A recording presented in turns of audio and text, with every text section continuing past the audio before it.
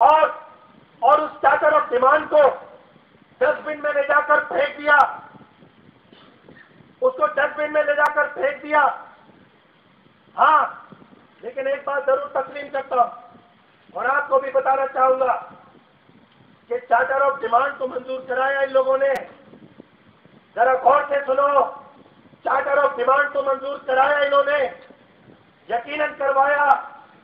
जब खुर्शीद शाह के घर पर मीटिंग हुई जिसमें एजाज हारून साहब और मैनेजमेंट के लोग शामिल थे, कामरान चौधरी, अशरफ बिल्लू और लाहौर और इस्लामाबाद देश के सदर मौजूद थे और पहली मर्तबा मैनेजमेंट के रवैये के ऊपर बात करने लगे कि जी हमारा चार्टर ऑफ डिमांड मंजूर नहीं हो रहा, ये मैनेजमेंट जो है ये हमारे साथ ताउन नहीं कर रही।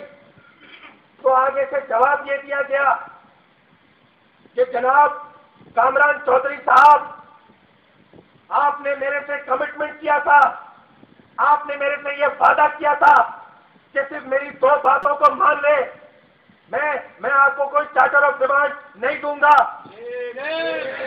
और आपने ये कहा कि वो 2 बातें मेरी ये है कि एक आमिर शाह को यूनियन से निकलवाओ और दूसरा अशरफ बिल्लू को एज ए सेक्रेटरी जनरल तस्लीम कर लो। जब ये बात वहां पर हुई जिसे कामरान चौधरी ने तस्लीम किया, उसके बाद वो इजलास खत्म हो गया। तो मैं आपसे ये पूछना चाहता हूं और मैं ये इनसे पूछना चाहता हूं कि ये 92% वोट जो तुमको दिए गए और वो 92% वोट जो दिए वो सिर्फ पीपुल्स पार्टी के लोग नहीं थे, उसमें हर जाति जमात के लोगों ने, हर तबके के लोगों ने तुमको वोट दिए, क्योंकि वो ये समझते थे कि हमारी मुस्तकबिल, हमारी नस्लों के मुस्तकबिल की जमानत अगर कोई दे सकता है तो वो पाकिस्तान पीपुल्स पार्टी दे सकती है या पीपुल्स यूनिटी दे सकती है। इसलिए तुमको वोट दिया था और तुमने उसका सौदा कर दिया सिर्फ 2 मुतालबों के ऊपर। 18 महीने तुम टांगे हिलाते रहे यूनियन ऑफिस के अंदर। आपको इस बात का एहसास नहीं था कि हमने मजदूरों को कुछ नहीं दिया, हमने मजदूरों की कोई बात नहीं की।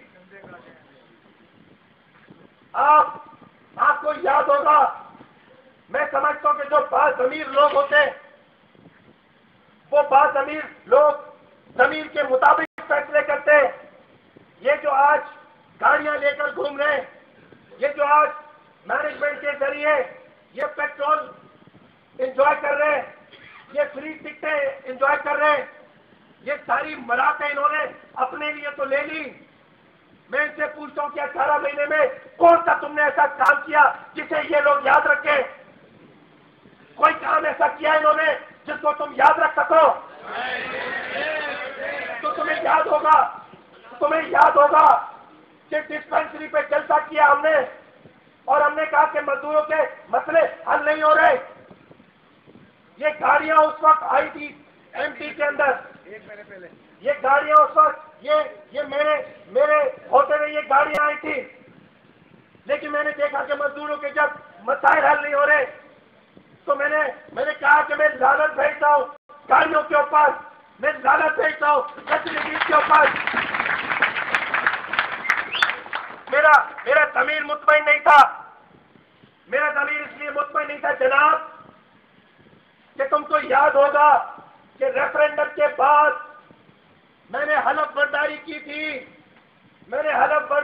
थी घड़ी खुदा बख्श के अंदर शहीद बेनजीर भुट्टो साहिबा की कब्र पर खड़े होकर, और मैंने कहा था बेनजीर साहिबा से कि बेनजीर साहिबा पीपल्स यूनिटी को आपकी शहादत के सत्ते में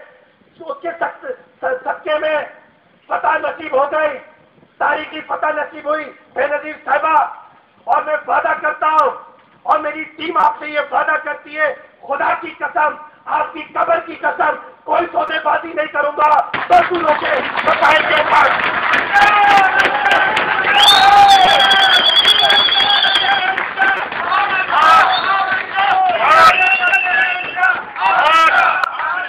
और मैंने उस कसम को पूरा किया, क्योंकि याद रखो कि मैं सियासत इज्जत की खातिर करता हूं, मैं इज्जत की खातिर सियासत करता हूं जनाब। मेरे कोई माली मफाद बात नहीं, ये इंजीनियरिंग के अंदर एक दो आदमी, मेरे इल्म में ये बात आती है कि यहाँ 50-50, 25-25 लोगों को जमा कर कर आसिफ साहब के खिलाफ बातें करते हो, फैसल रजा आप भी को नामंजूर कहते हो, आमिर शाह की किरदार कशी करते हो, कहते हो कि ये बाहर का आदमी है, कि ये बाहर का आदमी है, ये पीपल्स यूथ के लोगों को लाता है, ये पीपल्स पार्टी के गुंडों को लाता है। मैं तुमसे सवाल करता हूं, बताओ यहाँ पीपल्स यूथ का कौन सा बंदा बैठा है? और अगर मुझे पार्टी ने भेजा है तो कुछ सोच समझ के भेजा। मैं तुमसे पूछता हूं कि तुम तो अंदर के हो, तुम 40 साल से सियासत कर रहे हो और तुमने अंदर रहते हुए कौन से काम किए मजदूरों के लिए? हाँ शहीद बेनजीर भुट्टो साहिबा आपको सलाम, हाँ शहीद जुल्फिकार अली भुट्टो आपको सलाम कि आप जब भी इक़्तिदार में आए आपकी वो लगन, आपकी वो मोहब्बत पीआईए के लोगों के साथ, आपने हमेशा पीआईए के लोगों को मदद दी, आपने पीआईए के लोगों की तनख्वाहें बढ़ाई, आपने पीआईए के लोगों की प्रमोशंस की। तो बेनजीर भुट्टो साहिबा जो आप देती थी पीआईए के लोगों को, ये उसके सबके में 3-3, 4-4 मरतबा बरसर इक़्तिदार आए।